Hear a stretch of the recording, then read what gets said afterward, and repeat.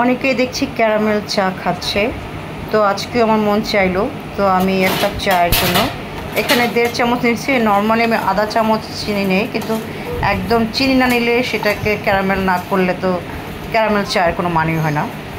তো চিনিটাকে আমি একটু গলিয়ে নেওয়ার চেষ্টা করছি। খুব বেশি তিতে বা একদম খয়েরি কালার করা যাবে না, বা পুড়িয়ে ফেলা যাবে না, তাহলে স্মেলটা নষ্ট হবে, স্মোকি ভাবটা থাকবে না, বা ক্যারামেল ক্যারামেল হবে না।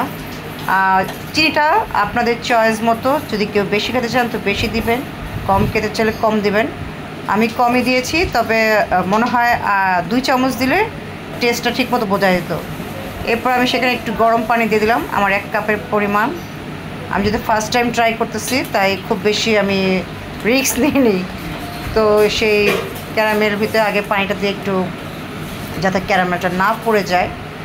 আমার এটা চায়ের পানিটাও, এবং আমি যেহেতু গুঁড়ো দুধ ইউজ করবো, তাই গুঁড়ো দুধটা আমি গলিয়ে নিয়েছি।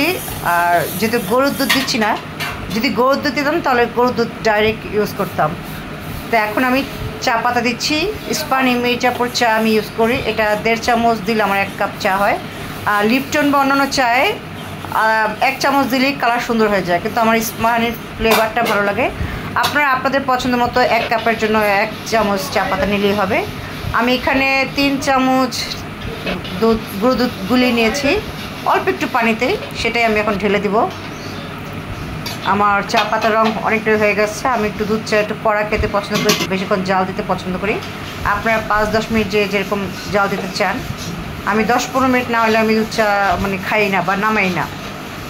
তো সেই হিসেবে আপনারা একটু কয়েক মিনিট এটাকে এখন গরম করবেন, সুন্দর একটা কালার আসবে।